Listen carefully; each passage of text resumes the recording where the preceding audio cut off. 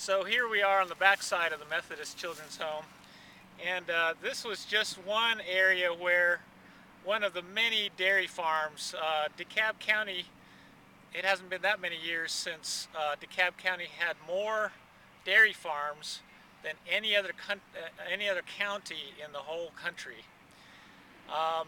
So this was just one place where they had their own cows. They had as many as 30 cows, Jersey cows at a time, and they would, the boys would get up every morning and milk the cows at 5 o'clock in the morning and 5 o'clock at night, 365 days a year for 97 years they did this.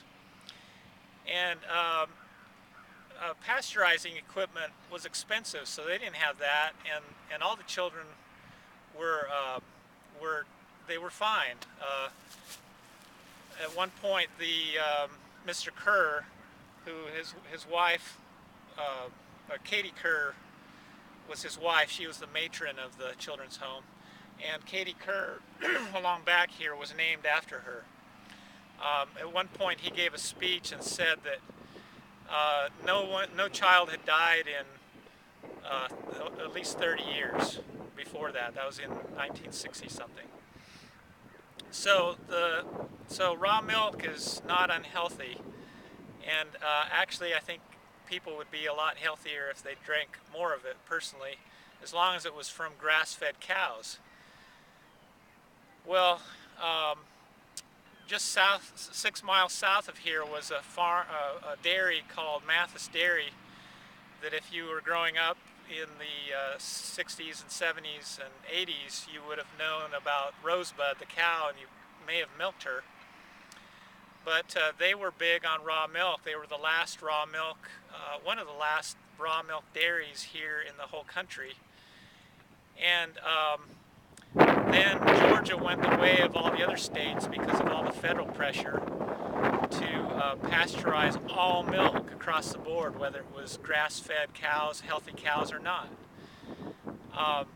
So now we have to have a label on our raw milk that says it's not for human consumption, it's for pets, and that it might contain harmful bacteria. Well, healthy milk doesn't contain harmful bacteria. It's milk from sick cows that contains harmful bacteria. And those are the cows that are packed into little barns, and all they have to stand on is manure. They don't get any fresh green grass or sunshine, and they fill them up with antibiotics and hormones. And so the state has no right, I don't feel, to tell us what kind of food to eat or milk to drink and whatnot. And so I want to get government out of our kitchens, and as your state senator I will fight for that. There's a Dairy Consumer Choice Act right now that I would like to get behind and get it unstuck from the committee that it's stuck in right now. So I appreciate your vote.